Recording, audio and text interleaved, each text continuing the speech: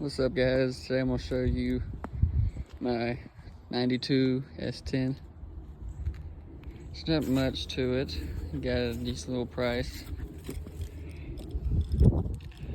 Brand new seat.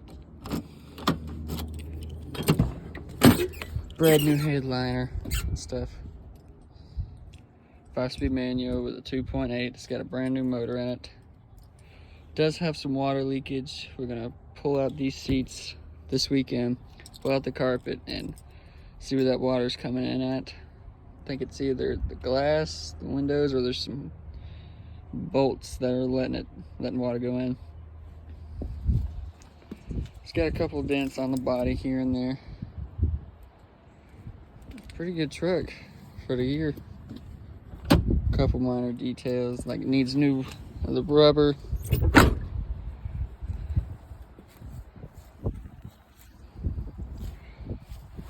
Needs new rubber on the back. Think about replacing them rims.